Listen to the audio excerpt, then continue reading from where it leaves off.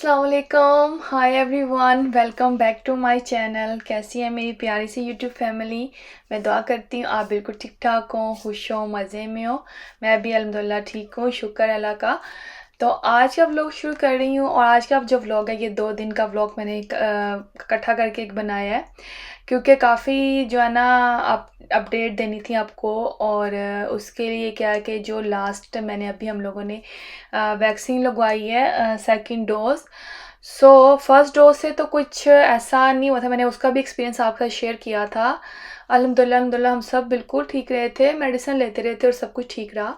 लेकिन ये जो सेकंड डोज़ है ना, इससे अल्हम्दुलिल्लाह हम सब ने अभी ये है कि टाइनॉल जो थी वो हर 4 आवर के बाद ले रहे थे अल्हम्दुलिल्लाह।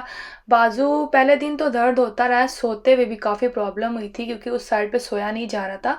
मेरे साथ भी, बच्चों का भी और हबी सबका, हम सबका सेम सिचुएशन थी। लेकिन मुझे क्या था कि मेरा साथ थोड़ा सा डिफरेंट ये था कि मुझे बॉडी टेम्परेचर जो था मेरा वो अप एंड डाउन हो रहा था। कभी ठंड लगने लग पड़ती थी और कभी बहुत बॉडी हीट अप हो रही थी। तो हीट अप होने का तो ये है कि आप फिर डेफिनेटली पंखा लगा लेते हो या उसके आगे थोड़ा सा कोई ठंडा वगैरह पी लेते हो। लेकिन ये था कि कभी बहुत ज़्यादा सर्दी लगने लग पड़ी थी मुझे। ज़्यादा इशू ये था कि सर्दी बहुत ज़्यादा मुझे लग रही थी और मैंने फ़ैन वगैरह भी बंद किए थे, प्रॉपर ऊपर अपनी बॉडी को कवर भी किया हुआ था। लेकिन स्टिल ये था कि मेडिसिन लेने के बावजूद भी मुझे सर्दी काफ़ी लग रही थी। और जो चीज़ें थी वो ये थी कि वो सबके साथ थी कि गनूनगी बहुत ज़्यादा हो रही थी, दिल कर सा बस लेटे रहो, थका सा, थकी थकी सी बॉडी थी। ऐसी फीलिंग थी कि आप, दिल नहीं कर रहा था कि आप बेड से उठो या मतलब कि बस लेटे रहो।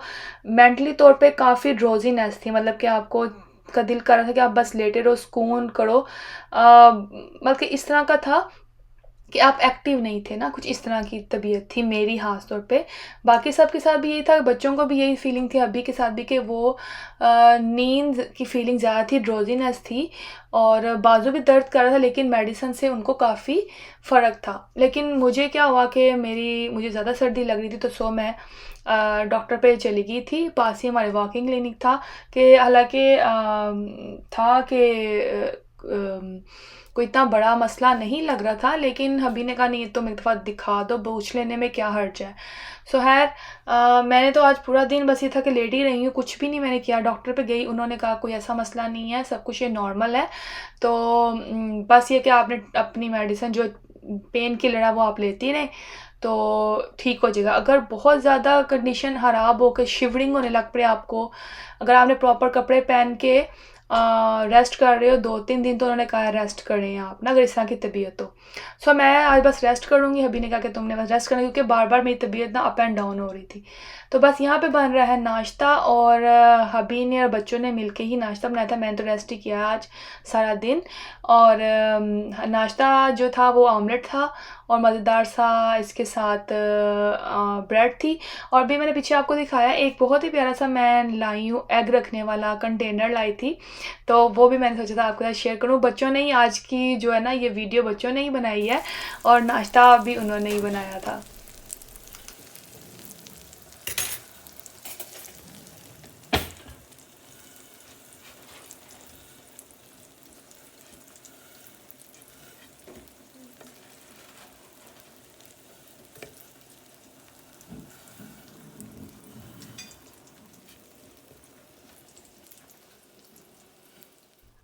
अच्छा, जब उन्होंने वैक्सीन लगवाई थी तो सबको उन्होंने एक इंस्ट्रक्शन शीट दी थी, उस पे ये सब चीज़ें लिखी हुई थी कि इसमें से क्या कुछ हो सकता है। और जो जो हमें हुआ है इस ये सब चीज़ें उसमें उन्होंने मेंशन की हुई थी।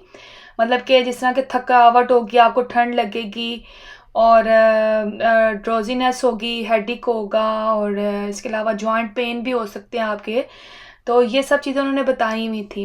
लेकिन अगर इसके अलावा जो उन्होंने लिखा हुआ था कि बहुत ज़्यादा सीवियर चीज़ें जो हो जाती हैं कुछ लोगों के साथ, वो ये था कि जी फेस स्वेलिंग हो सकता है आपका, मुंह भी स्वेलिंग में भी हो सकती है, आपको सांस लेने में प्रॉब्लम हो सकती है और बहुत ज़्यादा ड्रोजीनेस हो और इसके अलावा ये एक और चीज़ था कि बहुत हाई फ़ीवर भी हो सकता है।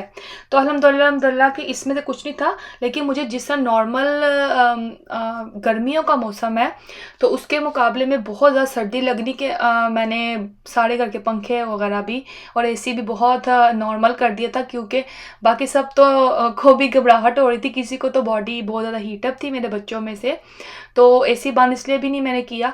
लेकिन अंदर से बॉडी जो थी ना, बहुत मुझे सर्दी फील हो रही थी, सो इसलिए मैं डॉक्टर पे चली गई। और अगर इसका ये मतलब नहीं है कि मैंने बस अपना आपसे एक्सपीरियंस शेयर किया है। और जैसा कि आप देख रहे हैं, मैं नाश्ता भी इतनी मोटी रज़ाई में लेट कर रही हूँ। ये बहुत मोटी रज़ाई है जो मैंने ली हुई थी, और मैंने आज बेड पे ही नाश्ता लिया था, क्योंकि अगर मैं बाहर आती थी तो मुझे ज़्यादा शिवरिंग फील होती थी। बट हर बंदे का अपना अपनी बॉडी का एक हिसाब किताब है। सो मैंने अपना एक्सपीरियंस शेयर किया है। बस उसके बाद थोड़ा रेस्ट किया था मैंने, और कुरान पाक माशाल्लाह मेरा ख़त्म होने वाला है, तो मैं डेली हाफ़ जो है पारा पढ़ लेती हूँ, जितना मेरे पास टाइम होता है। हाफ़ तो मैं ज़रूर पढ़ती हूँ। तो अब मेरा बस यहाँ पे मैं 29वें पारे पे आ गई हूँ, और आज बस फिर मेरे पास टाइम ज़्यादा था, क्योंकि मैंने कुछ और काम नहीं करना था, तो मैंने माशाल्लाह से अपना पूरा एक पारा ख़त्म किया। एक ही पारा रह गया, उसके बाद ये वाला कुरान पाक मेरा कंप्लीट हो जाएगा। शाम में क्या था फिर रेस्ट मैंने किया था, कुछ भी नहीं किया था। तो हबी ले आए थे पिज़्ज़ा, और हम लोगों ने माशाल्लाह से रात में पिज़्ज़ा ही इंजॉय किया था। क्योंकि आप को त्याग कर लेनी चाहिए। अगर आप फिर कामों में लग जाओ या रेस्ट ना करो, तो तबीयत जो होती है ज़्यादा सवेर हो सकती है। तो आप इसलिए जहाँ पे पॉसिबल हो आप रेस्ट कर लो। नेक्स्ट डे का क्लिप है ये, और आज माशाल्लाह माशाल्लाह बहुत अच्छा मतलब कि मॉर्निंग हुई है। बहुत बेहतर थी मेरी तबीयत पहले से। बहुत, अब ये नहीं था कि ठंड नहीं लग रही थी, लेकिन ये था कि बहुत थकी थकी बॉडी थी। और हम लोगों ने हर 4-5 घंटे के बाद अपनी मेडिसिन ली है। 3 दिन हमने कंटिन्यू मेडिसिन ली है। और अब आज मैंने जब सुबह नाश्ता किया, तो मैंने उसके बाद अपना ये व्लॉग एडिट किया था। मैंने कहा क्योंकि टाइम मेरे पास मिल गया था, तो मैंने सोचा मैं अपना व्लॉग एडिट कर लूँ। खाने का क्या था, खाना उस दिन मैंने जब आलू के पराठे बनाए थे, तो मैंने ये कीमा भी बना कर रखा था, और सोचा था कि इससे मैं बनाऊँगी कीमे वाले नान। आलू के पराठे तो हमने बनाए थे, और आप सब ने इंजॉय भी किए, मेरा व्लॉग को पसंद भी किया था, और सबके फेवरेट होते हैं आलू वाले नान। लेकिन कीमे वाले का क्या हुआ कि कीमे वाले नान मैं नहीं बना सकी थी। एक तो वैक्सीन लग गई थी, दूसरे दिन ये हुआ कि मेरी तबीयत ठीक नहीं थी, तो उसके लिए फिर मैंने आटा, उसकी डो नहीं गूंदी, और उसको टाइम लगता है, आपको पता है, कीमे वाले नान बनाने में। तो मैंने सोचा कि इसको किसी और दिन पे छोड़ देते हैं, किसी और दिन बना लूँगी। तो आज बस फिर मैंने क्या किया कि तवा टिक्की मैं बना रही हूँ, और उसके साथ हम लोग नान गरम कर लेंगे। तो खैर ये था मेरा एक्सपीरियंस, मैंने सोचा आपके साथ शेयर करूं। और सबके साथ सेम चीज़ नहीं होगी, इसका ये मतलब नहीं है कि आप वैक्सीन ना ही लगवाएं डर के मारे कि जी ये कुछ हो जाएगा। इतना कोई बहुत ज़्यादा नहीं है। अगर ये सबके साथ है, हर बंदे की बॉडी डिफरेंट रिएक्ट करती है, और किसी को तो कुछ भी नहीं हुआ। मैं अपनी सिस्टर से अभी बात कर रही थी, तो वो मुझे कह रही कि मुझे तो सेकंड डोज़ पे कुछ भी नहीं हुआ था अल्हम्दुलिल्लाह।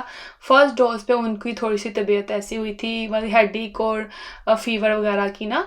तो लेकिन सेकंड पे उनको नहीं हुआ। तो यही है मेरा मतलब, हर बंदे का अपना अपना अपनी अपनी बॉडी है, सबको सेम मेडिसिन लग रही है, और डेफिनेटली हर बंदे की बॉडी अंदर से डिफरेंट रिएक्ट करती है। एहतियात कर लेनी चाहिए, केयर करें, रेस्ट करें, लेकिन अपनी वैक्सीन ज़रूर कंप्लीट करवाएं, ताकि आने वाला टाइम हमारे लिए, हमारे बच्चों के लिए, सबके लिए अच्छा हो। आज जो शाम में बन रहे हैं कबाब, और इसके लिए मैंने ये चिकन के मैंने बनाए थे कबाब, और कीमा तो आपको पता ही है, मैंने पहले से बना कर रखा था। आज भी पूरा दिन बस मैंने नमाज़ पढ़ी है, कुरान पाक पढ़ा है, अपना व्लॉग बनाया, छोटे मोटे घर के जो काम थे वो किए। लेकिन कुकिंग तो अल्हम्दुलिल्लाह मेरी, चीज़ें पहले से बनी हो तो फिर आपको एक दिन आसानी हो जाती है। बस अल्लाह ताला बेहतर प्लान करने वाला है। मैंने कुछ और प्लान किया था, लेकिन ये था कि पहले से ये चीज़ें बनी पड़ी हुई थी, तो खाए पिए बगैर तो आपको पता है लाइफ नहीं चलती है। लेकिन डेली आप बाहर से भी नहीं खा सकते। अब कल हम लोगों ने पिज़्ज़ा खा लिया था, तो आज बिल्कुल भी दिल नहीं था। मैं सोचा कि कीमे वाले नान हम किसी और दिन बना लेंगे, इसको बना लेते हैं तवा टिक्की, और मज़े से नान और सैलेड के साथ इसको एंजॉय करेंगे।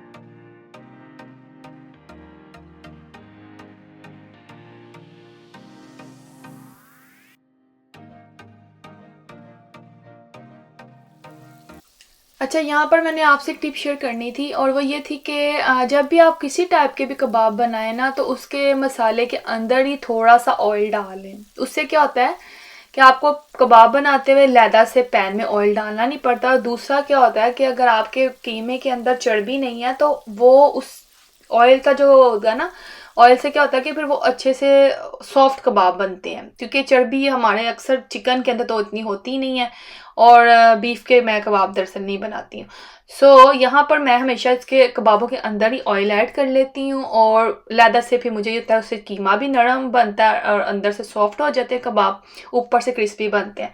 और लैदा से आपको पैन के अंदर ऑयल डालना नहीं पड़ता, तो ना हाथों पे ऑयल लगाना पड़ता है उसके कीमे के अंदर। बस आप ज़्यादा नहीं डालना, 2-3 टेबल स्पून आप डाल लें तो बहुत होता है। यहाँ पे हम अपना मज़ेदार सा खाना एंजॉय कर रहे हैं। नान हम लोगों ने साथ गरम कर लिए थे, ये रेडीमेड नान थे, और इसके साथ हमने कचूमर सैलड बनाया था। मज़ेदार सा डिनर हम लोग एंजॉय कर रहे हैं। आप मेरे व्लॉग को एंजॉय करें और कमेंट करके बताएं कि कैसा लगा। दुआ में याद रखिएगा। इंस्टाग्राम पर फॉलो करना चाहें तो उसका लिंक मैंने शेयर कर दिया है। Thanks for watching. फिर मिलती हूँ। अल्लाह हाफिज़।